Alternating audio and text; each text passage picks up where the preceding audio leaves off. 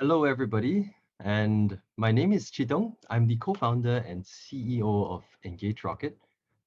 And let me extend to you a very warm welcome to another webinar that is part of a broader learning series under the EngageRocket Academy. And we're very proud to bring this to you today, together with our partners IHRP and SHRI, as well as our knowledge partner, the Thrive HR Exchange community.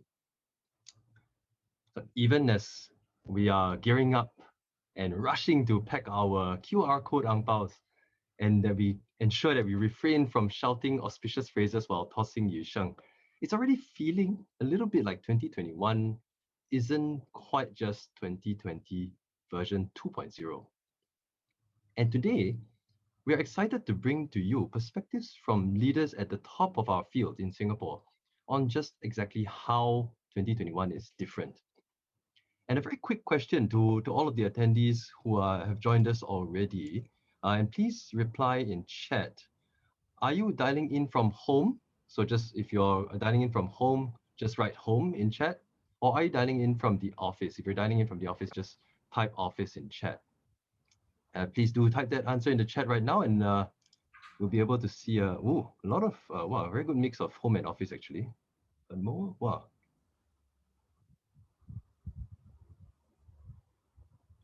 Very nice. Thank you so much, all of you, for doing that. It looks, so as we've been doing this over the months through this pandemic, it's interesting to see how the distribution is slowly skewing back more and more towards the office actually. And there, I would say, just based on the quick sampling, it's about 50-50 home and office, which is great. Some of the questions that we have on our minds today at a very high level, right? Like, how is the workplace changing? What is the role actually that HR can, and more importantly, should play in all of these changes? And I think one thing that I hope to learn today from our distinguished speakers and panelists is exactly how would the new world of work look like? But before we start looking at this year, let's quickly review some of the key learnings that we had from last year. So in 2020, some of you might recall, we ran together with IHRP and SHRI, the People Continuity Package. And I don't know how many of you remember this, but this was smack 1 week after Prime Minister announced that we were entering the circuit breaker. Full credit to our partners and the teams that worked together on this to bring you the People Continuity Package within just that 7 days. We literally, people were working 7 a.m. to 11 p.m. every night just to make sure that it could happen. And we're very proud that 150 plus companies managed to participate in this program. And what was significant about it was that it was by far the largest and the broadest data set on workplace sentiment in Singapore through the circuit breaker and beyond. We had more than 20,000 respondents across all different industries, and it really provided us a very unique view on how the Singapore workforce adapted and changed through the pandemic. This program also helped businesses to navigate the circuit breaker and all the rapid shifts that many of them had to make to remote working, and using data and people analytics to guide those decision making. So we were very, very excited about that. As we approach the 1-year anniversary of the circuit breaker, we are proud to be able to share that we're offering this complimentary service once again to the business community. And this year, it is going to be under the title of the National Employee Experience Transformation Project. And the reason for that is because what we learned from the pandemic so far is that really all the changes that we're seeing in the workplace, in the ways of working, in the kinds of skills that we need, these are actually consistent with the underlying trends that we have found in our workplace. It's just that what COVID has done is it's really accelerated a lot of the changes that we were already seeing and experiencing.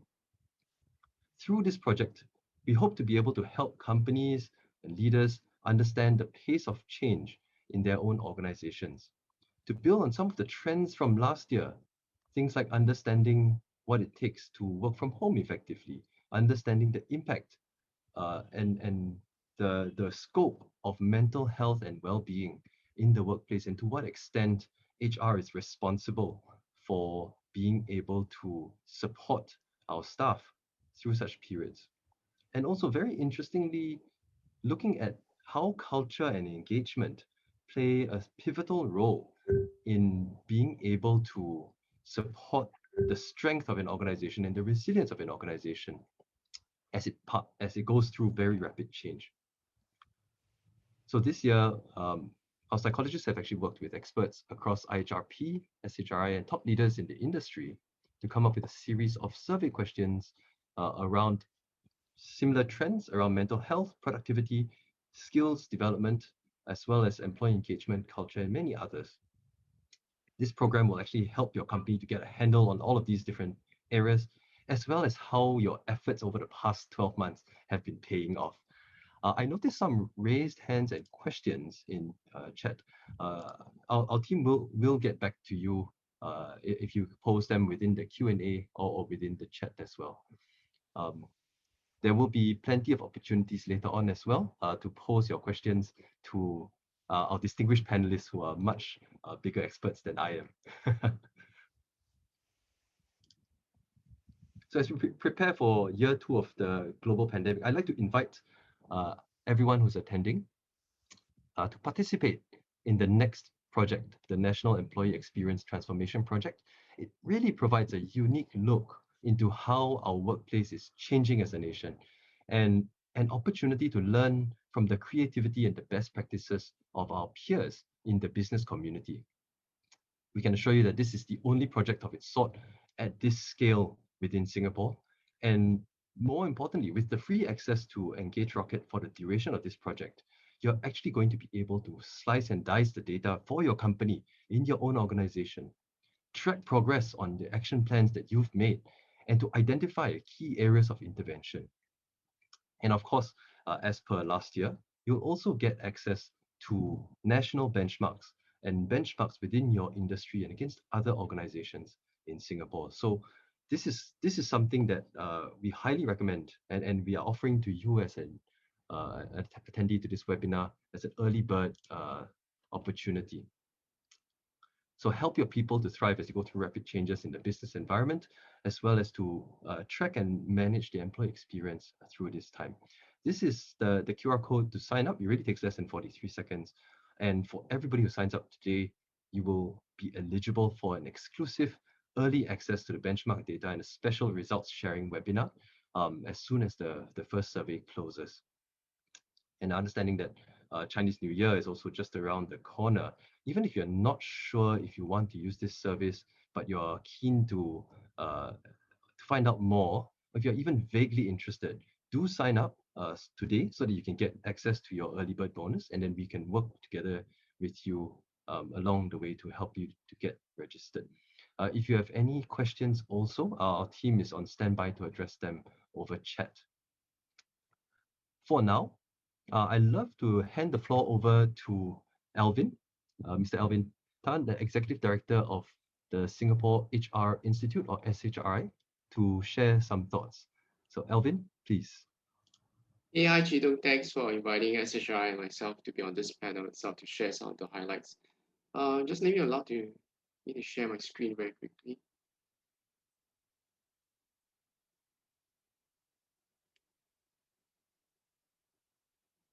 Okay, so can everyone see the screen?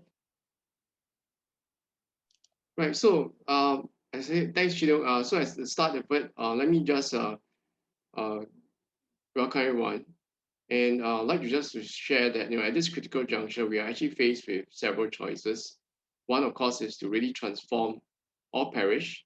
As the Greek philosopher Heraclitus once said, change is the only constant. And 2020 was really a stark reminder that we must learn to adapt or risk being eroded by time.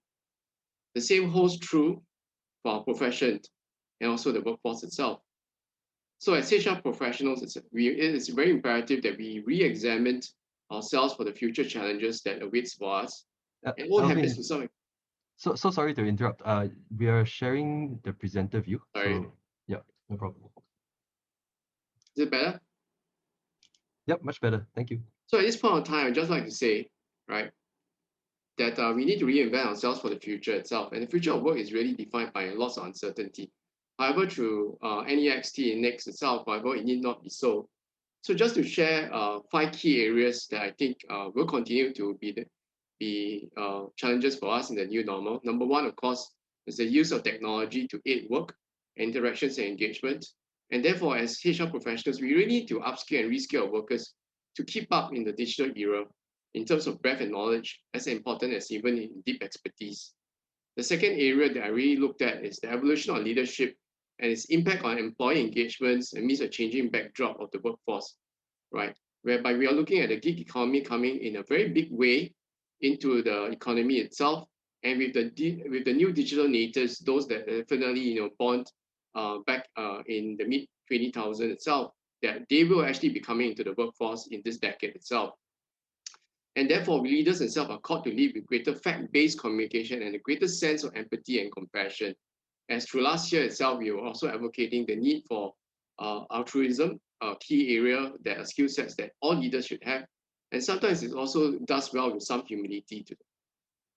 The third key area, of course, is a greater move towards not only predictive analytics, but also preventive analytics to better manage resources and human capital, so as to be able to detect risks and opportunities earlier on than before, and to be guided through informed decision makings before actually jumping onto the bandwagon.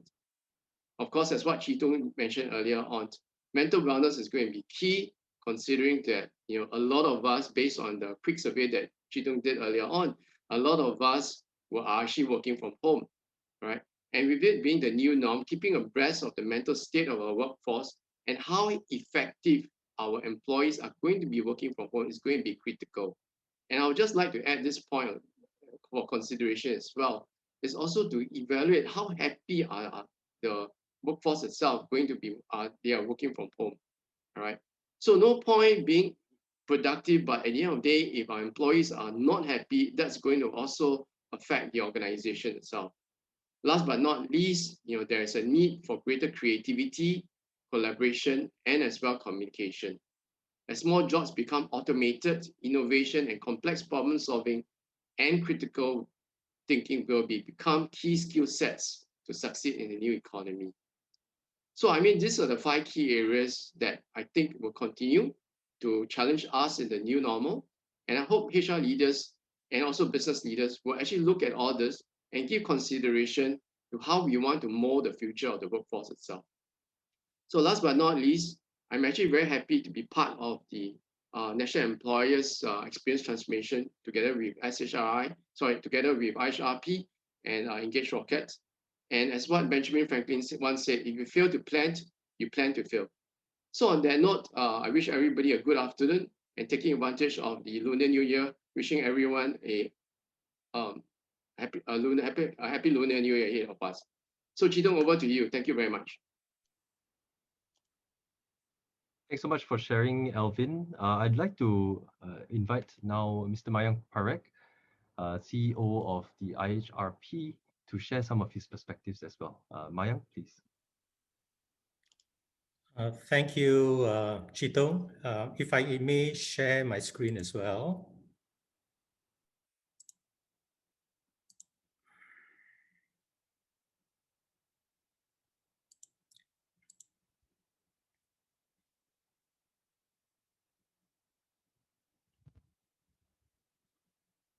All right. So I think we are out of 2020, but certainly not out of the pandemic.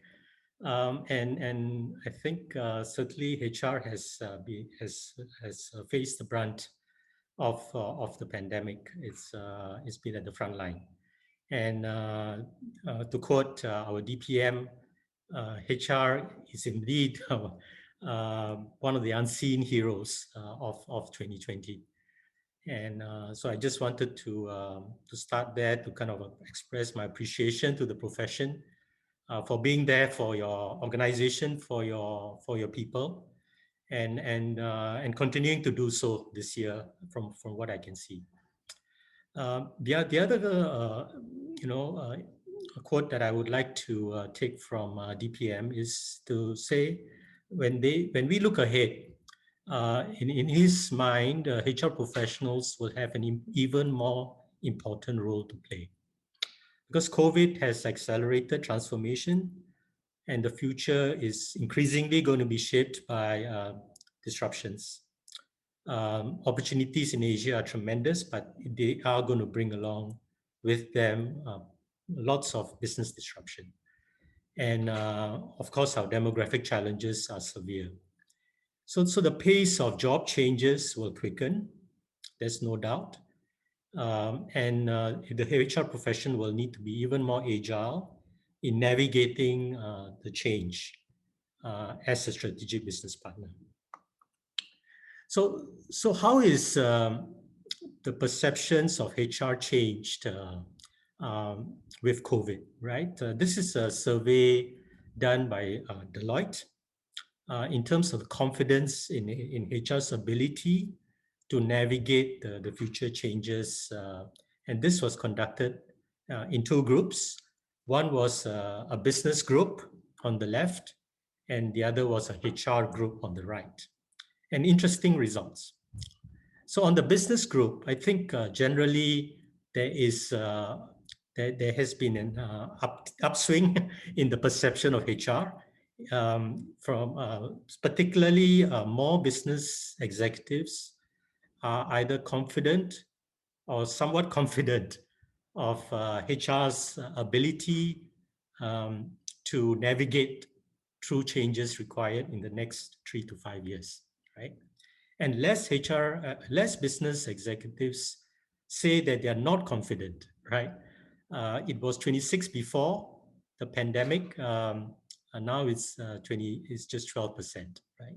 According to the survey. And I think this is also mirrored on the right. When we look at the HR group, the group of HR executives are emboldened, right? With certainly last year having the opportunity to go through a crisis and to come out of it in one piece, it's emboldened the profession. So more of HR executives are either very confident or confident on their ability to navigate through the changes required over the 3 to 5 years. So it's quite an important survey point. But the question then is that are we now saying that HR is at the proverbial table? Is this where we can say, confidently say, yes, HR is at the table? Perhaps this is something I'm not qualified to answer. And perhaps the panel later can pick this up, but certainly food for thought. But what is clear to me is that going forward, HR will not be the same, right? I think there needs to be a fundamental rethink in terms of HR's role and purpose within the organization. And traditionally, our role and purpose has always been as a kind of a guardian of policies, as a people champion. I think increasingly that's changing. I think the ask is for the profession to help our businesses, to help our workforces succeed and succeed through people, right? So reskilling is going to be a big ask from businesses for HR professionals around the world. New jobs are being created with the new world of work and future world of work, and certainly we will never be able to upskill fast enough unless we really put our minds, and the profession really converts its thinking into being a skills builder for the organization. So not so much a HR professional, but think of it as skills builder for the organization. And the other area that we will need to kind of help the organizations is to really build a shared purpose and a sustainable culture and values across the organization. And I think we've seen enough conflicts. We've seen enough in the political arena, conflicts around differences, and that's going to spill over to workplaces. And I think HR has a role to bring people together and engender that common purpose. There's also an implication on the practice of HR, and we are already beginning to see that happen in a big way. Certainly, the hybrid work model is redesigning jobs, designing jobs in a different way, and HR needs to be skilled at the practice of redesigning jobs. And this is something that IHRP in our refreshed body of competency has introduced into the BOC as an additional competency. Building value through enhancing the capabilities within a context, whether your context is a big company, small company, NGO, government, there are capabilities that the organization needs to build through people, and how is HR building that value and developing those capabilities. Career mobility, that's something not very many HR people have been doing very much about. In fact, career mobility is a negative if people leave you, right? But actually, looking forward, that's going to be a big ask, increasingly to have career mobility pathways for an increasingly diverse and inclusive workforce. And finally, mobile-enabled tech platforms that we can help the organization learn, individuals engage, and build a sense of well-being, mental well-being in our workers, right? So in hindsight, I think really it's been a challenging year, but certainly exciting year nevertheless in front of us. And I really look forward to listening to the panel and bringing home insights in terms of how the HR professional can face up to some of these challenges. And once again, I also want to wish all of you a very happy Lunar New Year ahead. So thank you so much, and back to you, Chitung. Thanks so much, Mayank. I think I really thank both you and Alvin for sharing your insights. I think I took away a few interesting points from Alvin, particularly around the 5 points. And what stood out a lot for me was the mental wellness and even happiness, right? Because I think as we've seen over the past 12 months, HR used to be responsible for just the 4 walls of the office and then the 9 to 6 p.m. and how people were doing during that time. But since the pandemic, suddenly our responsibility has ballooned into amorphous time throughout the day. It could be anywhere that the workers are accessing their workplace, and suddenly now this greater burden of responsibility falls on HR. And I think Mayank, you also shared the same, right? Like, and I'm surprised that you had a question mark around that. Like, is HR at the table finally? I feel that we really are, and the next step is really that HR needs to step up and own that, right? And I'm sure we'll hear more from the panel later. And I loved the point that I think we all need to remember. So like throughout this entire period, HR has been there for the people. Every single HR professional I've spoken to, and I mean last year we spoke to 4,000 of them, right? Every single HR professional, what struck us at EngageRocket that was a common thread across all the HR professionals was very much that the degree of care and selflessness that every single HR professional had in terms of thinking for their people, to the extent that sometimes they forget their own well-being and they work so hard that they get super stressed out by the end of the day. So I join you in applauding the profession as well. I think this is something that really as an unsung heroes to the efforts in changing the workplace in the pandemic. Yeah, so thank you very much for that, Mayank. I'm now actually going to transition to inviting our panelists. So it's my very great privilege to invite our distinguished panelists to join us and to share their perspectives on the new world of work. And in no particular order, we are honored this afternoon to be joined by Ms. Low Peckham, IHRP Master Professional, President of SHRI, founding chairman of the AHDO, or the ASEAN Human Development Organization, as well as a board member of IHRP. Thanks for joining us this afternoon, Peckham. Thank you for having me.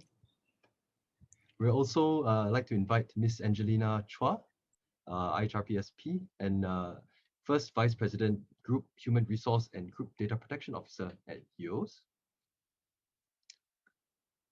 Thanks for joining us, Angelina. And last but not least, Mr. Shawn Tan, IHRP SP, HR Director, Southeast Asia at Under Armour. Thanks for joining us, Shawn. Hi, Chitong. Hi, everyone. Okay, so as we go along in this panel, just some quick house rules for all of you who are listening. We are taking questions for the panelists. They will be moderated by the EngageRocket team. Mostly for decency, most questions should be fine. But if you do have questions, please do not use the chat function. Please put those questions in the Q&A function in Zoom. So you'll see that at the bottom of your screen. Just type in Q&A and type in your questions. If you do see that there's somebody else that has asked a question that you have something similar to ask, instead of asking the same question, just go to that person's question and click on the thumbs up button, and that will float that question higher up in the chain.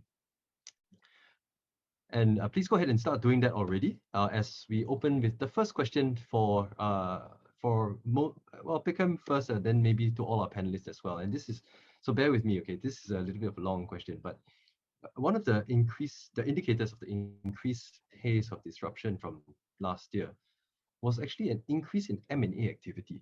And this was reported in the Financial Times in December. And we're seeing that as we go along. But besides that, many organizations have also accelerated their efforts to restructure. Some functions have grown more, mostly around digital and so on. And they've also been rapidly trying to find ways to sunset some others. And people on the ground, at least in our conversations, they've been shaken, feeling a bit less connected to their companies than ever before. And with the rise of remote working, where physical interaction is still limited at work, this has actually been exacerbated. So with this backdrop, like, what role should HR play in bolstering the employee experience to strengthen engagement and connection while supporting the need for organizational agility? And how do we turn this challenge into an opportunity? Maybe if I can invite Peckham to start the sharing. Thanks, Chitong, and very good afternoon to all our participants. I see we have 387. And if you have friends who have not, who have signed up but have not attended, please ask them to attend, because Chitong have this goal or target that he set for his staff, 400. There were actually about 640 of you who signed up. So very happy to be here to join all of you. I think with the pandemic in place, one key lesson that it has really taught us is, the workforce is changing. And to your point of, how is it shifting? I think almost every organization is looking at some form of workforce transformation. Okay, and especially for HR, I would say, take the example of aviation, right? I mean, if your wings are clipped, you can't be managing your cabin crew and your aviation staff the same way that you have been managing, and you really need to, I think, see it as an opportunity to look at what are some adjacent skills which the aviation folks have. So cabin crew, for example, they especially our SQ staff, right, well known for service and quality, and how can we bring that, good service quality to maybe the healthcare sector and all that. So I think at a national level, the way we have, and I'm sure you all have read it in the papers, the way we have kind of pivoted some of the workforce, which are not quite sunset, but more heavily or more adversely impacted by the pandemic, to adjacent industries, even tourism also. How do you move them to other areas and areas of need in like healthcare, and suddenly we need like thousands of swabbers, we need thousands of people to manage safe distancing and all that. And by the way, if you see the WhatsApp message that is circulating saying that government is employing 5,000 safe distancing ambassadors to go to households to check whether you got more than 8 people in Chinese New Year, there's no truth in it, okay? But it is true that you need to look at not just your experience and what you're good at, but really drill down to what are the competencies that make you good at what you were doing. And how do you move those, if you can't do that particular role based on what the JD says, can you move that competency to do a different role? And you may need to redesign the job or tweak the JD so that it will enhance that kind of competencies. So like I said, for the aviation cabin crew, for them to go into the healthcare sectors and to assist the nurses as care ambassadors, I think that's an excellent move. And did HR have a hand in it? Definitely, which is why I say, I'm so very proud to be part of the HR community in Singapore. I hope that kind of gives a bit of context to why I think workforce competencies is important, and especially the mindset, your willingness to change, your willingness to go into a new environment, so that we build more agility into the workforce, and that helps the organization in being able to move your workforce around so that you don't have to retrench, and retrenchment is really a last resort. Thanks for sharing that, Peck. And I think kind of related to this, we're getting a lot of questions already in the Q&A.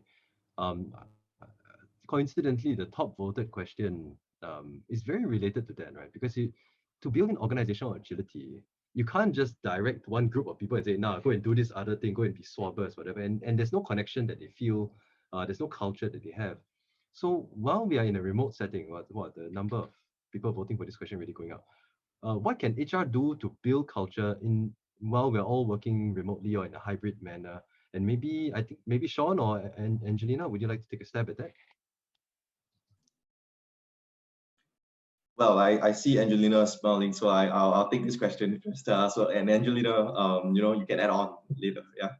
So I guess last year, even until now, we have seen a lot of business transformations and company restructuring efforts. So to add on to Peck's point earlier, what I really suppose HR can do, in all these changes, because I don't think everyone likes change, even though we always say that change is a constant, and we have to be adaptable, we have to be agile, but it can't be helped, because if workload is increased, the job scope is changed, is enhanced. So what can we possibly do as HR professionals to help people function better? So I guess the first step, it's really about communication, the clarity of communication, because I think it's easier to manage expectations when you communicate very clearly right from the start. And that goes to the same question that you're asking, Chidong, about how do we function even remotely? Because I think communication becomes all the more important and critical, because you are not able to have that physical connection and interaction with your colleagues, your co-workers, but it's through a virtual platform, just like how we are doing now. So I guess a lot of trust has, and all of us have to put in much more faith in the systems, in technology, to ensure that we don't say the wrong things, we don't show the wrong visuals, because we have heard a lot of jokes and all that, right? So I guess throughout that instability, what HR can really do is to assure people. What I really suggest is we need to really relook and review at ways of working, because the old approach may no longer be relevant or applicable, simply due to the change in the nature of your role, the change in how you should approach your role. So HR, it has always been called as a change agent, a change champion.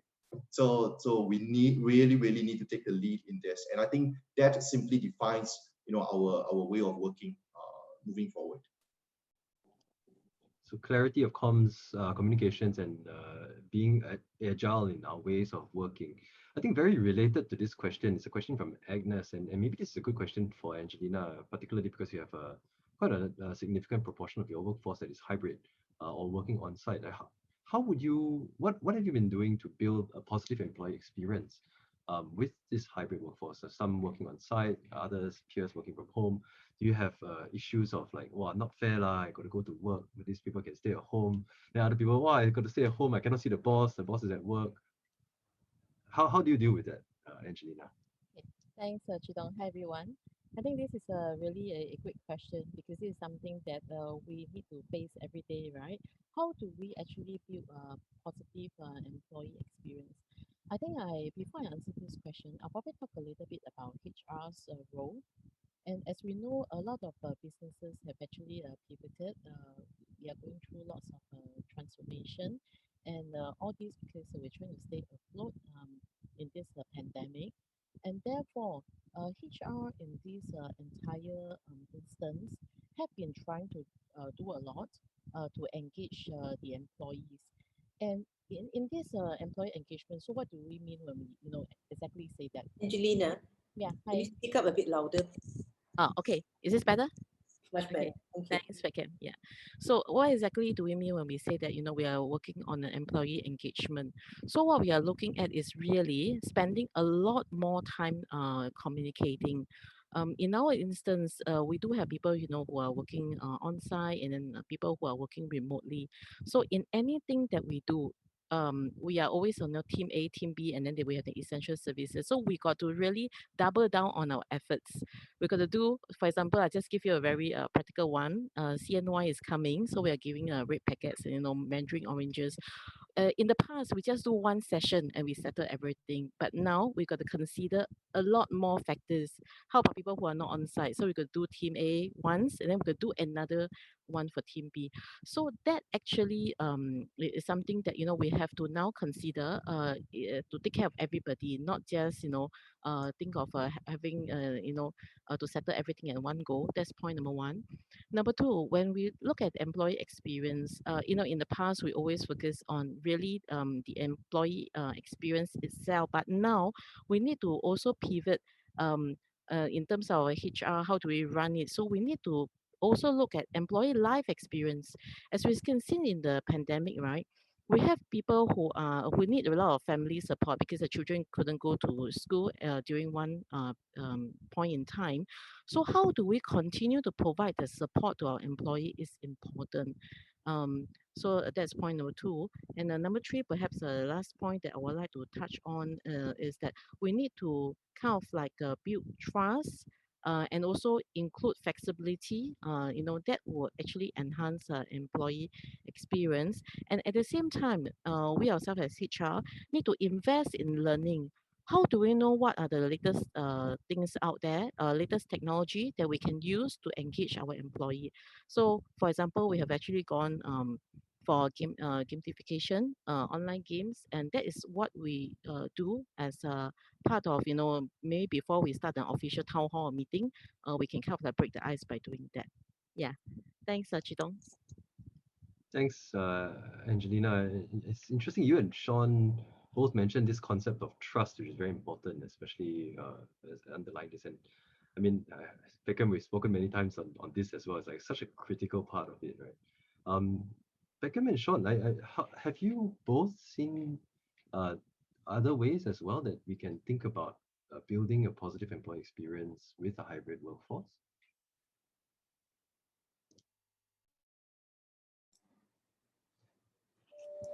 Okay, Shawn is being gracious and let the lady go first. Thank you. Of course. I think same for Angelina and probably Shawn as well. I think one of the key success factors is really, the leaders of the organization really need to take extra effort and make extra effort to make sure that you continue to engage with your staff or your colleagues for that matter. And we all talk about trust, and in the past, people think that working from home means you're not working.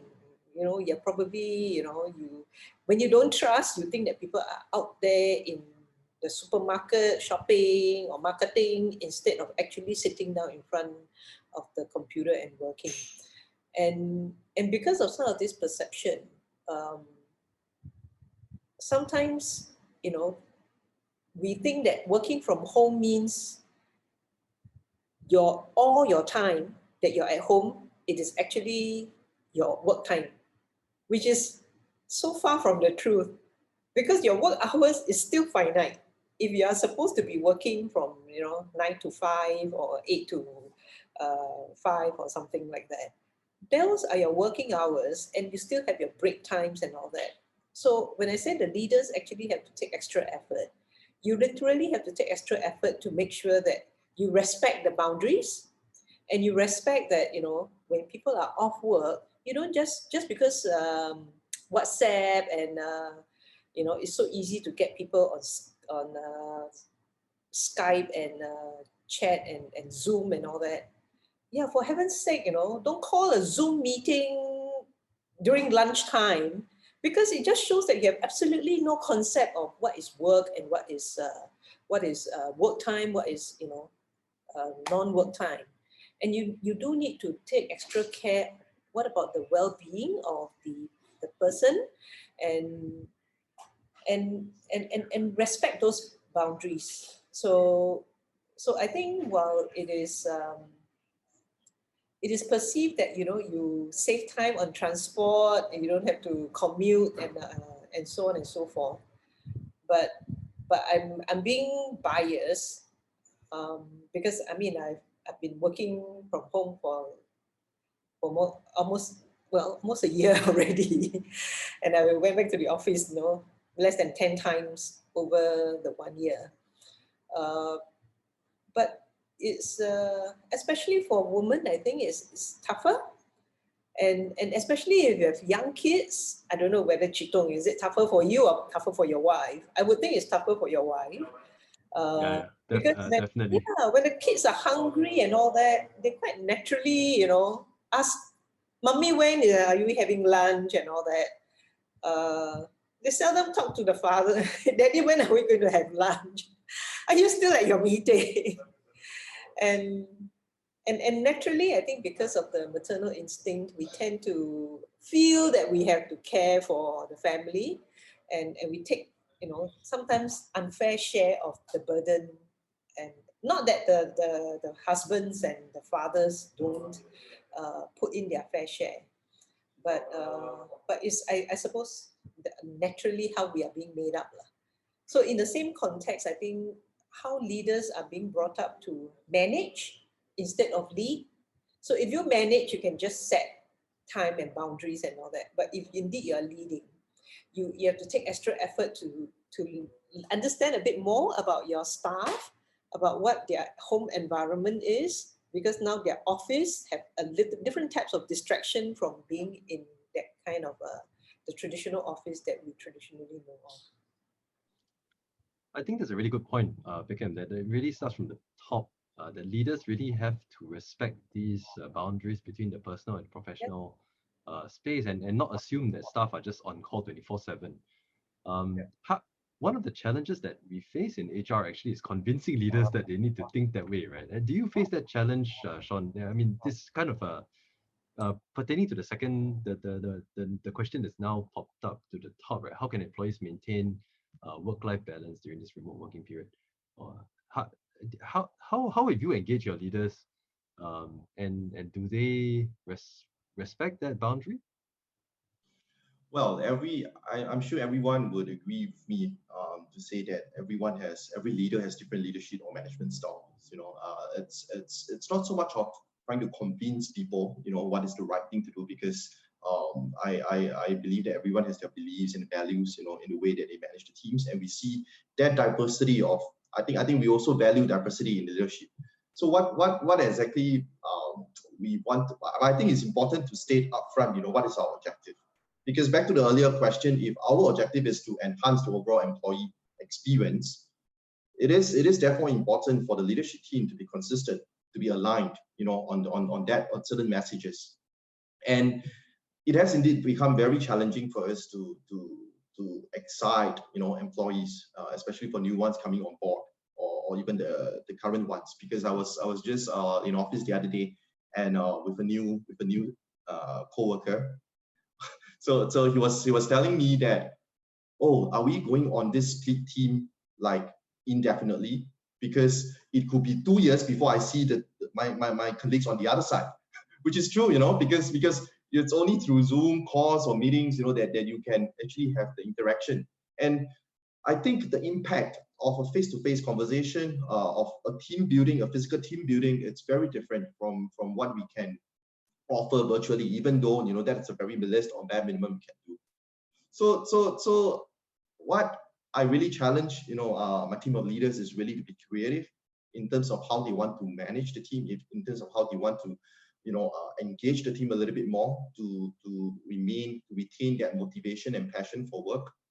And to your follow-up question on work-life balance, I personally feel that it's no longer so much of a work-life balance. I agree with Peck that we should respect the boundaries, but it has become a little bit of work-life integration. So much that work has integrated, especially when you're working from home. When you're operating from home, sometimes you just carry on these meetings, and after meetings you work on the laptops, and before you know it, oh, it's dinner time.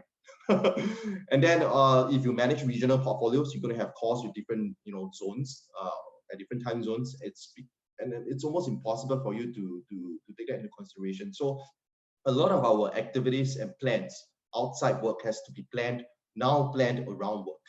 So I guess in terms from that angle, it's really about how do you manage your own mental well-being, how do you retain your motivation for work while ensuring that you are not going to burn out in the short term, in the long term. Yeah, I absolutely agree with you, Shawn. I love the term of work-life integration. This whole idea of work-life balance, people think that 50% work, 50% home and all that. And we tend to use more work-life harmony, but I love that term of work-life integration, because it's really how you integrate it that suits you, that works for you. Because sometimes, even though we say work from home, when you go to the office, you still have that social circle, meeting with your colleagues and friends and all that. Sometimes, for a couple, maybe so happen that the husband has to go to office every day because of the work requirement, and then the wife is working from home every day. Imagine how lonesome, when you get quite lonely, eat lunch also eat alone. And then that's true. Yeah, and quite often, you kind of, and especially you get, 30 of reporting officers and all that who call meetings during lunchtime. You eating your instant noodle while having Zoom call and all that. So no wonder people don't turn on their cameras when they are having Zoom calls. And I just thought about this point, the other day, because you talk about having off days, having off time out of work, right? So you're not working, but you're still on a handphone pretty much, on a mobile. Exactly. And then if you look at your WhatsApp, how many group chats are associated with work? How many work group chats do you have? I was just thinking that, oh, my number of work group chats are actually bigger, more than my personal group chats. So that's a that goes to show that work is no longer just work. It has to be integrated in your daily life. Shawn, if I may add, right, besides your WhatsApp, now we also have Microsoft Teams. So if you're on Teams, you have your work chat on top of your WhatsApp. And then if you deal with China, WeChat, there are so many social platforms that can possibly bring you back to work even if you're resting. And the funny thing is, right now, after the whole WhatsApp saga, now people are switching to Telegram, switching to Signal, and they have 1,001 different groups coming up, right? Well, thanks for sharing all of that. I think there's last question on kind of this whole remote work, work-life boundary thing, and work-life integration and harmony that I would address from the audience, from an anonymous attendee, and before I start going into other topics. So this one talks of, I think it's calling out Singapore culture in particular, and actually I agree with this. I've seen this a few times. The question is Singapore culture ready for remote work or work from home? I have spoken with HR leaders in well-known organizations, and they are not inclined to go with working from home as they feel more secure seeing their employees working in the office. I mean, this is something that I definitely have heard Tauke's say many times, and even very sophisticated leaders and managers aligning with this kind of view. So maybe I'll open this up to the whole panel. Like, do you think this is a Singapore culture thing? And I mean, we're almost a year into this pandemic already. Like, is this even still a question for leaders? I can go first on this one. Well, I guess it's because by the nature of Singapore, right, we are kind of like small. So everybody just, every day, pre the pandemic, every day just go to office. So people are, I would think it's a habit. It's that people are used to, seeing your colleagues, in office, working and all that. So I guess this require really a mindset shift. And this is where I identify as an opportunity on how HR professionals can come in.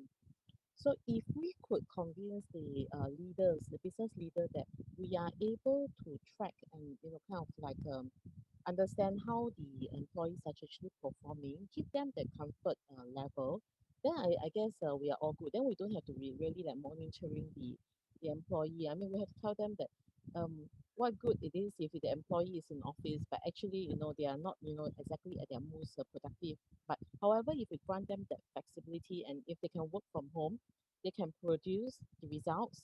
Yeah, so why not? So I guess it's really shifting from physically seeing the person versus being able to see them still producing results. So I'll rather we take this opportunity really help them to design a good a set of KPI and to give them the kind of comfort level. Thanks, Chitong. Thanks, Angelina. Shawn? Yeah, I guess this really boils down to a little bit of cultural differences between Western and Asian countries. Because I was just thinking about it the other day, because we have been introducing or trying to introducing flexible work arrangements for the longest time, even before COVID hit us. And honestly, how successful have we been? To a certain extent, yes, but can we do more? Definitely. COVID-19 certainly accelerated, that flexible working arrangement because we were made to work from home, right? so I guess the reason why it's because I think in the Asian context and the mindset, we are still a little bit skeptical in terms of how our manager perceives us if we are not present at work. So that visibility at the workplace becomes very critical and important in our mindset or our minds that, okay, I need to be present in order for me to be good at my work, or at least to be perceived as good, right? So I think there was a little bit of a struggle in the initial period where we introduced flexible working arrangement, even though employers say that, oh, we are open to this, we want to introduce this, we want to implement this. But I just feel that it's really about that mindset of us Asians, thinking that, okay, my work must be delivered in person. I need to be present so that I'm good. I'm a good performer. So I'm just thinking maybe, or perhaps, if you talk about Singapore, we are learning and we've evolved very well. We have adjusted really well.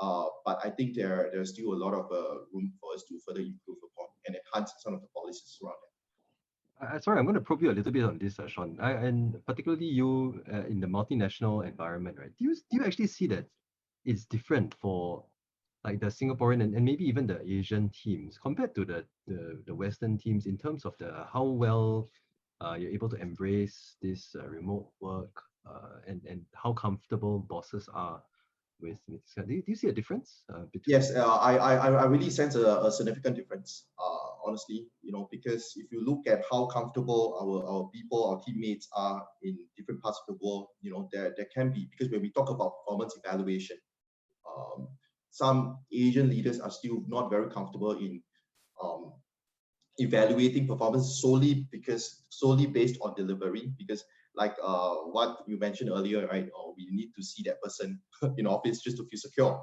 I think that is insecurity on the boss's part, on the manager's part. How do we change that? I think it takes a little bit of time for us to change that mindset, because even until now that COVID has, been ongoing for a year, more than a year now, I still believe there are managers, there are bosses out there who still want, their people to be right beside them working as compared to working remotely, because there's always this, we bring back to this element of trust, right? Whether is there enough trust, even if there is trust, how comfortable are you in evaluating objectively and fairly of your staff performance? So that is another, topic that we have to discuss. Okay. Thanks. And maybe Peck, I mean, not everybody can be like you and work from home almost for a year and have their bosses trust them so much, right? Like how do you do it, and like how have you observed? Is it really a Singapore thing? Is there a particular mindset shift that is required? And is there something that HR can do about it? Yeah, I was quite intrigued by, the Singapore culture. What is the Singapore culture? So, I mean, I used to work in MNCs and all that, and I've worked in Geneva for a year or so. And actually the Singapore culture, Singaporean workers or Singapore workers actually work very long hours, Not something that we ought to be proud of. But, for years, we worked one of the longest hours in the world. We even beat Korea and Japan, which, as in really putting in a number of work hours. So I would like to say that, if I compare the culture of in France or European or even American MNCs that I've worked in, the Americans versus the Singapore culture, so to speak, actually it's probably more a bit Asian rather than just Singapore, because we are so multicultural, multiracial and all that. And when I was working in France, they have a lot of discipline in respecting people's off days. People, when they're on leave, you cannot call them. If they're on MC or long medical leave, you cannot call them and say, hey, actually you're coming back or not. It's not allowed, because they can then sue you and say that, you're putting me under duress. Okay, already I'm not well, and then you kind of give me more pressure and all that.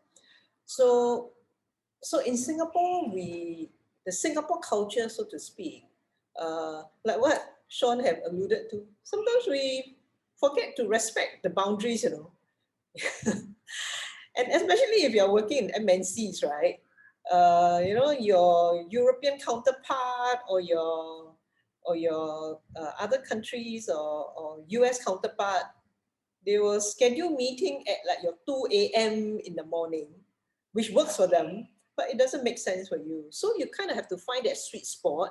But the sweet spot, especially if you're working in a large corporation where you have to accommodate to European time as well as, and you have a global team, right, and US time, it usually end up with quite late at night for Singapore. Then there's some decent time for Europe and US. So we kind of give and take. So I think back to Chee Tong's point earlier of, how can we make this an opportunity for us rather than see it as a problem? So I would say for HR, especially during this pandemic, and how do you convince some of your tauke or your bosses, right, that, you don't have to see them to make sure that the things gets done. How can you measure outcomes and then leave them to manage the process and have a lot more trust in them? And this is an excellent opportunity because you have MOM that tells you, cannot everybody go back to office? So you can always use that caveat to tell your tauke boss, say, hey, MOM say cannot, must have team A, team B, maximum only 50% and all that. And if they can work from home, you have to let them work from home because it is actually for the national good. And if you look around, how many other countries are able to manage the COVID like the way we do? 29 deaths and 59,000 cases. And in many other countries, they are going through second wave, third wave and all that. And while we complain about, Chinese New Year, why only 8, why not 10, that kind of thing. But, it's just how we manage the risk. So So I think for HR practitioners like ourselves, seize the opportunities, turn it around, and make, like what Shawn said, make it real, that, you know, hey, you have to let them work from home. This one Cheng Hu say one, okay, and you have to comply. Otherwise, you get fined, and you get and employees may complain. And employees are also smart. If they see that, you know, the organization is progressive, I'm trusted to do a job, and I can have good work-life integration and still deliver, yeah, then, you know, if your organization recognizes and HR can find ways of managing those outcomes, and make sure that they get their due rewards and compensation. If you don't do it, then your people will go to organizations that treat them with high level of trust and integrity. I think that's a really good point, and I like how you've tied in the whole idea of treating your employees well, together with like the respect of all these boundaries and so on. I can just imagine, you know, like, because I have encountered some tauques, right? They say, "Ayah, doesn't matter lah, fine then fine law, whatever," right? And if you have staff that are unhappy with that, it's quite easy to just call hotline and, you know, anonymously tip, and then that puts the whole company at risk, actually. And yeah, so thanks very much for sharing. I think there's very, very interesting perspectives across the table. Just switching a little bit now from I think we've been looking a lot at how to protect our staff and our people. Now more maybe on the employer side and the manager side, right? And we did touch on it a little bit earlier. Like, how do we, so this next most popular question, and actually was a very popular question earlier on as well, how do we think that managers can track employees' work progress or their behavior while we're working remotely? And that's an important counterpoint to trust, right? If we can trust, but also verify that performance is happening and that things are happening, then I think it makes the whole system work well. So how have you seen this? Maybe we can start with Angelina. Hi, I'm a big fan of a balanced scorecard. So what you can do is really to adopt a set of KPIs, and these KPIs we can actually provide training to the employees and to the managers. Basically, I think a lot of times whether there is trust or not, that is one matter. But the other way that we can look at it is really to help the managers and the employees align on their expectations.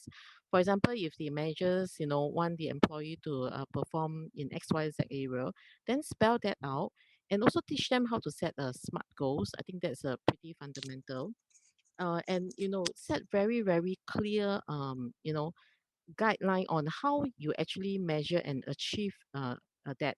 So I think that is part of a performance management. So I would say that performance management is one important way to help the employee and the manager to gain alignment on that. So if that is fundamentally set out, and then because anyway now, like what Peckham say, right, we have to allow them to work from home if they can. So this is a good opportunity as a test bed, in fact, to just try it out. And if it works, then I think the level of trust and whatever will comes naturally, and will be able to also help to at least let the managers have that kind of comfort level, and employees on our part. It's also good that, you know, we have regular check-ins. Of course, performance management appraisals are there, but if we can have regular check-in, be proactive, to update the managers on the work progress, that will also help. So I think that we need to have some in some way some systematic approach to help both ends. So that would be some of my thoughts. Thanks, Shawn. How have you been tackling this? Well, it's become very difficult, to be honest, because if you look at setting targets, and in general, most targets are linked to bonus, right? So people will be very concerned about that. So we try to be as specific, as measurable as we can, but at the same time, you know, we don't want to set unrealistic targets simply because we know that in general business is not going to be meeting the budget as per what we predetermined before COVID struck. So we try to exercise a little bit more flexibility in introducing broader targets from a department or functional perspective, rather than just individual targets, because to a certain extent, you know, if you're working from home and in today's context, it's a little bit difficult to achieve. And we know that for sure that, you know, if we set out such targets, everybody will receive 0 bonus. So we try to exercise a little bit of flexibility in introducing broader targets that really resonates with our company's values, core values, that encourages, you know, collaboration, that encourages inclusiveness, and try to enhance ways of working. You know, measures like this may not be as specific or measurable as we want and hope, expect, but at the very least, I think that it will set us up very nicely, you know, as we pursue growth when the economy rebounds. So internally, and also gives a vote of confidence to employees to say that, okay, so we are not saying that we are not paying anything. We try to be a little bit lenient or less strict from that angle, from that perspective. Of course, you still have to be realistic. You still have to be ambitious in your budget setting. But I think that this kind of approach probably will set us up, you know, well in the medium term. Do you find that this is an issue as well, Peck, in your experience? I think in the same context, while we can have balanced scorecard and we have very clear KPIs and set clear targets, I think this is also an excellent opportunity to ask our teammates, how do you be more creative, and you know, how do you take advantage of the situation to do better than what traditionally you could have done. So let me give an example. Because of the pandemic, in the public service, we actually, HR's role, suddenly you've got to hire a lot of people, you know, a lot more than what we normally would hire. So my HR departments are all very stressed. And we basically ask them whether they need help, because I also have to make sure that my HR community are not like cobbler's children, right? You take care of your employees, then you never take care of our own HR staff. So we actually ask them whether you need help, how much resources do you need? So they came back to say, you know, I need like, you know, 40 more HR professionals to tide me over the next 1-2 years kind of thing. And because we know that COVID is going to stay for a while, right, until the vaccine and all that, you know, takes effect. So what we did was, rather than, you know, 100 work agencies separately go and hire and go and ask for approval, we said, let me consolidate, and centrally I will hire under my headcount, and then I will deploy them to you. So you only have to deal with one approval, which is so much more efficient.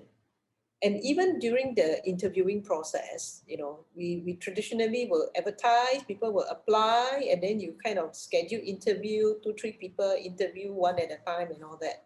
So we make use of technology. We make use of technology, ask people to do video interviewing and all that, and you just speed up the process. And because we wanted to bring in people very quickly, I was saying, why must we interview one at a time? Can I interview 3 or 4 as a group interview?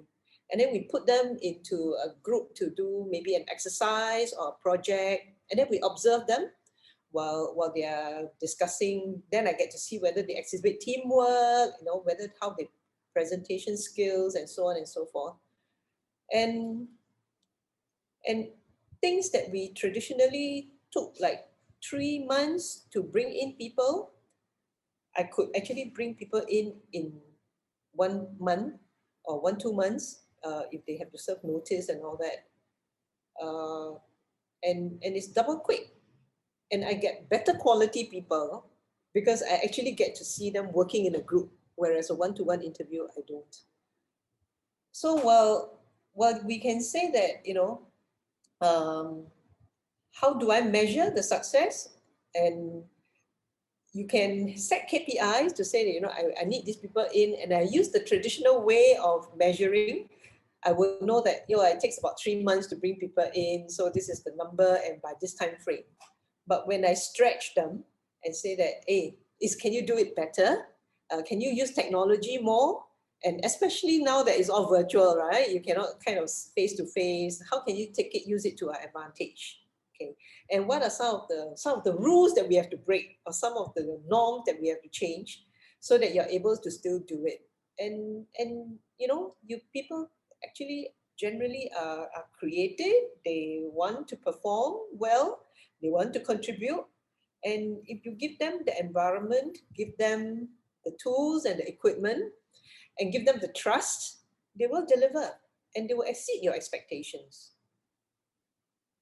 So while I think it's important to set KPIs, I think it's also important, especially since you don't have enough reach to breathe down their neck all the time by watching over them.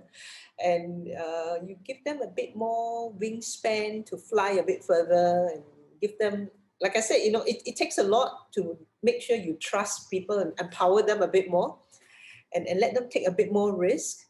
And then collectively, you know, together we take the consequences of some of those risks that you take. So if people have the assurance that, yeah, you empower me, and if anything goes wrong, you know, you have my back. Like I said, I think I believe in naturally people want to do well, and people want to exceed your expectations. So it's a lot less of a leap of faith than sometimes might be expected, right? Actually, people are naturally inclined to want to do better anyway. I mean, who want to kind of go to work every day and say, oh, I want to just screw up my company? You don't, right? You always want to give your best. Because, you know, like Sheng Siong, right? If the company do well, you also get more bonuses. Yeah. I think that's a really good point. Because one important and sorry, Chidong. So yeah, one go ahead. important employee engagement, factor is like what Peck has mentioned, because personal development and growth. Because with that empowerment, really gives people means to really develop their cognitive skills and to be creative, to think outside the box in finding solutions. Just wanted to add that point. Okay, thank you very much for that. And I'm just scrolling past a few of the questions because I think we've covered some of the ground here already. And this one's a little bit longer, but basically stress, anxiety, and other mental health issues have actually been exacerbated from the COVID-19 outbreak. And this question is a little bit to do with if you are working in a hybrid workforce or employees are remote, communication routes are not so easy anymore. And how then does HR keep its finger on the pulse, or stay conscious of whether workers are facing challenges or not? I mean, of course, apart from signing up for the next program.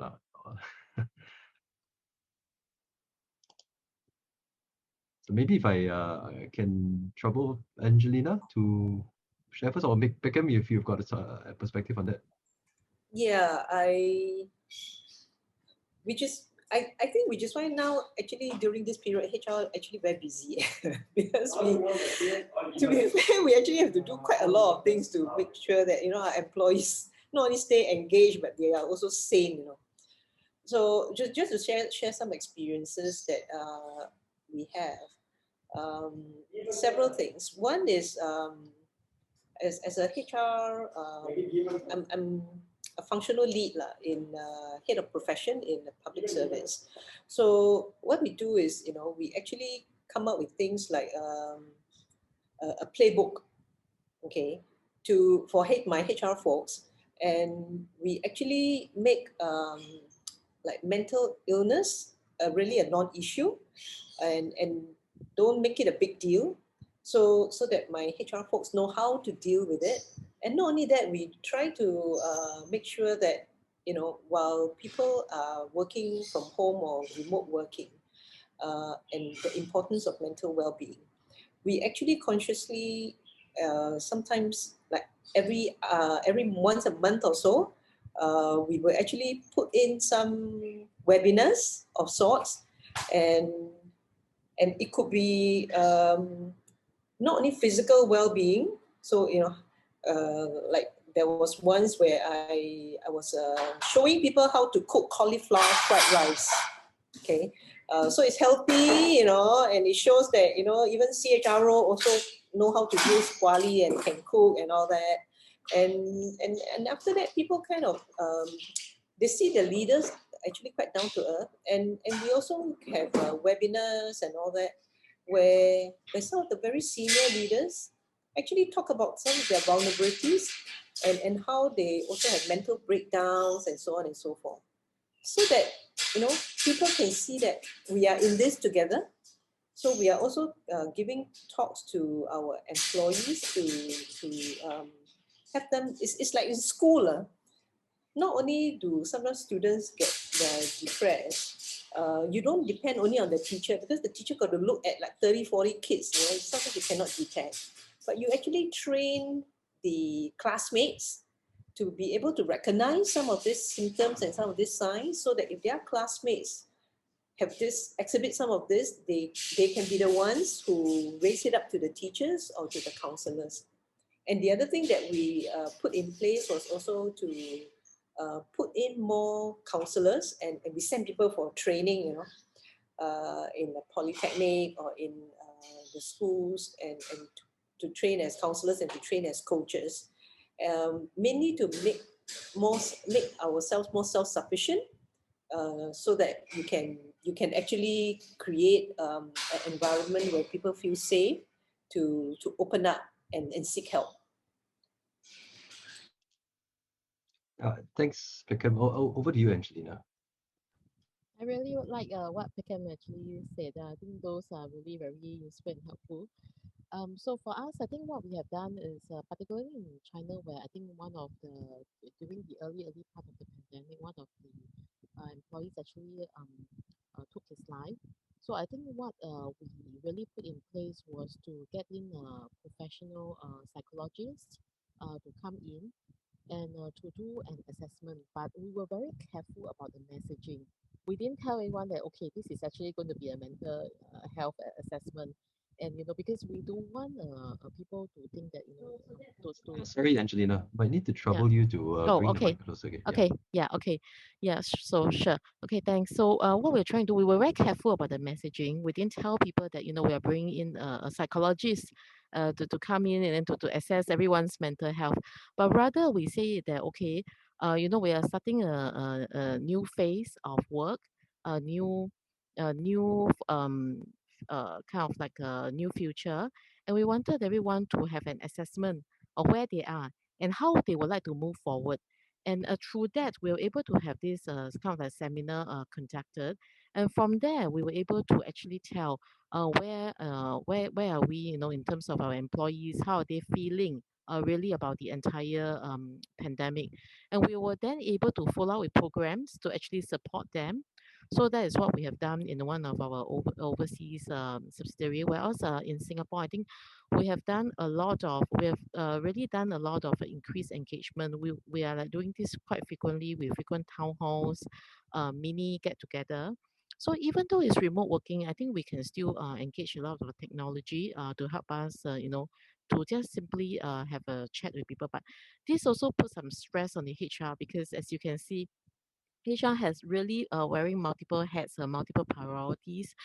But increasingly, I think we also have to think of our job role and try to really improve our own work processes, so that now we can free up time to really spend time understanding the employees and spending a lot more time on engagement and communication.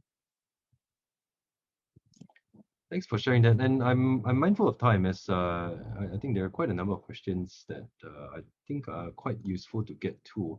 So I'm going to jump to the next question here. Around a shift of work to a remote setting has pushed us to look at creative ways and methods for business to be effective. So there's a rise in new and quote unquote techie methods in doing things, even in the HR portion of business, which you touched on earlier, Angelina, and also Peckham. So maybe I'll direct this to Shawn. How do you foresee HR function changing? And how do we as HR professionals stay relevant and employable even in these changing times? So very related to what's going to be next for HR in the next 1 to 2 years? And are there going to be some HR functions that are going to be obsolete? Actually, Peckham is the perfect person to answer this question. How do you ensure HR professionals stay employable? I think Angelina and I, we also took the certification for IHRP, right? And Peckham as the president of SHRI, you know, there are a lot of courses, you know, for us to reskill, upskill. Some advertisements for you a little bit. Well, I do believe a huge part of that has to do with our learning and personal growth journey. And I think there is, as much as COVID-19, it's, you know, bad for the economy and all, it really presented an excellent learning opportunity for HR professionals. So for us to remain employable, and I think that has really accelerated and accentuated, you know, the kind of HR image and position in a lot of people's minds and hearts. So to be honest, I'll just take this question, you know, on a personal take, and how I believe it's really a lot of mindset, because you need to be someone who cherish challenges along your way for you to grow. And I caught this from one of my ex-mentors, you know, who told me this: no matter how junior or senior, no matter what capacity you are at, you need to grow. You need to learn on your job. You cannot remain stagnant. And I think that applies to every single position. And we have seen that, you know, because if you remain stagnant, even as a very high, you know, ranking CEO or all that, you know, you will not be able to drive the business forward. And as HR professionals, I think we have a lot to learn, you know, whether it's in terms of the breadth of knowledge, because if you work in a local enterprise, probably you will handle the full spectrum of HR. If you work in a MNC, probably you will be very specialized in your field. So I think there are a lot of pillars, for a lot of verticals for every single one of us to learn from. And I think work experience, you know, the kind of, and it's really a lot of to do with the mindset, because you need that mindset to say that, oh yes, this is what you want. You need to be hungry, you need to be ambitious enough for you to gain that knowledge. And I think the setting, the environment around us in today's context, it's perfect. So with the right mindset, we certainly can grow and move ourselves to the next level. Yeah, since I think that was a really good response, actually, despite the early Tai Chi to Peckham's. But you made me curious about Peckham's point of view as well. Like, what do you look for in your HR teams, and for the future of HR? Like, what are some of the skills that HR professionals need to pick up? Yeah, I think for HR professionals, you know, some things that we cannot run away with, cannot run away from, the use of technology, data analytics, okay, and AI. So I think all this, you know, while we worry about, you know, whether, you know, AI will take away the jobs and all that, and I always quote one of my colleagues who say that, you know, I'm not afraid of AI or robot taking over my job. I thrive to become a robot whisperer. So what skill do you need to be that robot whisperer? So I started my career as an engineer, and I've moved from an engineer to manufacturing, to become a production manager, to HR, where I was doing a business partner role. And then I did recruitment or staffing, and then I did compensation and benefits and HP. And then I moved to, you know, from private sector to public sector to NGO to back to public service. And I have yet to come across a stage in my career where I think that I have learned enough, that there's nothing else to learn. There will always be something for you to learn. There will always be something new, and there will always be new challenges. When you move from one industry to another, when you move from one role to another, and HR is so broad. So I think as long as you continue to have that, you know, I would say skills future, continuous learning, and really have that learning mindset and learning mentality, then you don't have to worry about not having a job. Okay, so for example, when I hired the people into public service, right, and I was hiring like 20. rather than just hire experienced HR people, we thought, there are a lot of people who, because of COVID, lost their jobs or they want a career switch. And this would be an excellent opportunity for me to bring them in, and we call it a train, hold, and release. So I will bring in people who don't have HR experience, who wants a mid-career switch. I will give you 2 years contract. I will give you a job in HR in one of the agencies, and I will rotate you. So I'll give you exposure. I will train you because I have some milestone programs. And then I will put you through the IHRP certification. Okay. And at the end of the 2 years, I will release you to go and work in the private sector. You can go and work in Under Armour or wherever it is, but you will be experienced and you will have a more glowing CV. So it's also a learning experience of, does this work? And how do you contribute back into the community, and how do you uplift the capabilities of HR in the community? So there are many ways that you can pick up new skills, and the most important, I think, is stay with what you're passionate about, and be curious, and always go find out. Yeah. Well, that's actually really nice, because I think we've come full circle in our discussion. We started out talking about organizational agility, and now we've come back to the individual agility at the HR professional level, which is very cool. And we've touched on a lot of other things over this conversation: how to track work progress, building culture, respecting work-life boundaries, work-life integration, innovating in the HR processes, personal development and growth, as well as how we build our own skills in HR.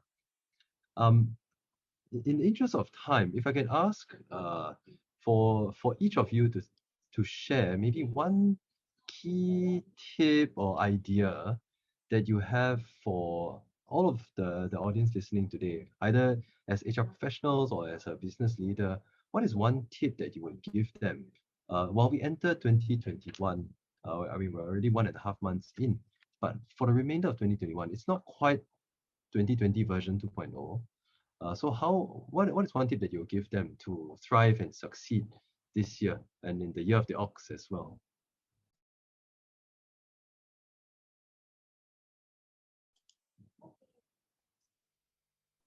Yeah, Okay, sure. so maybe I'll go first and let the two ladies think a little bit. Well, I really want to go back to my first response on communication, because I think that is key. Everyone speaks very well, but how do we position certain messaging with clarity? Because very often, as much as we don't like it, HR professionals are made to sometimes communicate difficult decisions. How do we do that with empathy? It's an art, it's not in science, because to me, it's important to be clear, to be firm, yet, you can't be too, extreme. So it takes practice, and I guess you learn from, your mentors, you learn from different people, and embrace, that kind of communication styles, the different communication styles, the positive traits, of course, from different people. So I would really urge everyone to work on that, because once our communication becomes better, we have stronger communication skills, the way of expression becomes stronger, it makes things a lot easier. Angelina? Yeah, so I think there are two things that I like Sorry, to can I share. trouble you to Oh, bring okay, your mic? yeah. I'd like to share. Save the best for the last Peck. So I'll go next. Yeah, I think I have two things. I think one thing is that in this pandemic, I think really HR professionals have been very tired, very very busy. So I think I just want to encourage everyone to really take the upcoming CNY break, and then really take care of ourselves, recharge, so as to go a longer journey, because this pandemic is not going to end anytime soon. At the same time, I think it's important for us to start thinking what will be the next step. How would the future workforce look like? It's kind of like for me personally very heartbreaking to see some people going out of jobs and some people are being redundant. So I think what I really want to do and think about is that for our current workforce, how can we maybe kind of like either redesign the jobs, and how can we kind of like think about the future, help the organization to do to focus a little bit on organization design so that we can be agile, and in future, if anything is going to pivot and shift and transform, we are all ready. And kind of like the mindset is set to be really that of a agile mindset. So happy CNY, everybody. Have a good rest. Yeah, thanks. Thanks, Angelina. And last but not least, Beckham. I wouldn't say save the best for last, but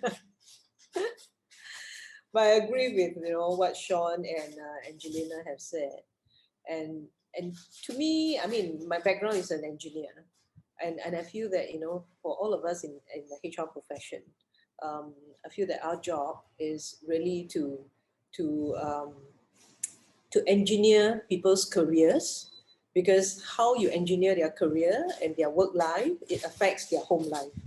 Okay, and we architect the work environment, and the work environment means the policy, whether work from home or work in the office, and your policies and guidelines, how you reward, how you recognize, and all that. So how you architect the work environment so that whoever comes in to join your organization really are in a position to give their best to the organization. So is that it's a win-win, and in order to do that, you have to continuously learn, continuously upgrade yourself. And like what Shawn have said, there are so many courses and so many programs out there. You have CIPD, SHRI, IHRP, HCI, and so on and so forth. So I think as long as we continue to learn, have that open mindset, and I think very important is also be willing to share. So especially I think in HR, a lot of things are very applicable because you're dealing with people, right? So there's no like trade secrets.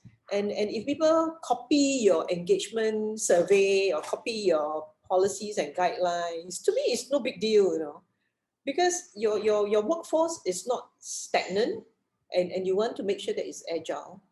And the last thing is really, with the enhanced health and technology and all that, people are going to live longer. So I think we as HR need to really learn how to pace ourselves and not get too burnt out while we are here trying to do our job. Similarly for our employees. Okay, so if you have not read this book, go and read this book called 100-Year Life by Linda Gretton and Andrew Scott. It basically says that people are going to live to 100, and if you're going to live to 100, how do you pace yourself to a multi-stage life rather than a 3-stage life? So I'm a firm believer of that. And as you pace yourself, make sure you exercise self-care, not only mental well-being, your physical well-being, and you do want to make sure that as you live longer, after you retire, you do have a healthy life to live to the end of your life, and not earn a lot of money only to pay hospital bills because you're not of good health. What an uplifting message to take us into the Lunar New Year, Beckham. I really resonate don't with eat too many pineapple tarts. yeah. So I can just very quickly summarize: communicate with clarity and empathy, get some rest this Lunar New Year, pace ourselves, consider the 100-year life. And I really like that idea of like engineering people's careers and the work environment. I mean, that's our job in HR, right? So thank you all for sharing so much of your wisdom and insights, Beckham, Angelina, and Shawn. Really appreciate it, and I think we're very blessed to have you over the past 1 hour sharing on this. And I think to Beckham's point also, like those in the audience, for those who feel like they want to share as well, please do inform our team and for future webinars. We'd love for more sharing from others in the community. And for now, I'll leave you with one parting shot. Just to remind everybody that you can sign up for the National Employee Experience Transformation Program today. And by signing up today, you'll be able to get exclusive access to the benchmark data from March onwards. So we do look forward to that. And for now, a very happy Lunar New Year to everybody. Gong Xi Fa Cai. Thank you so much for joining us this afternoon. Have a great evening ahead.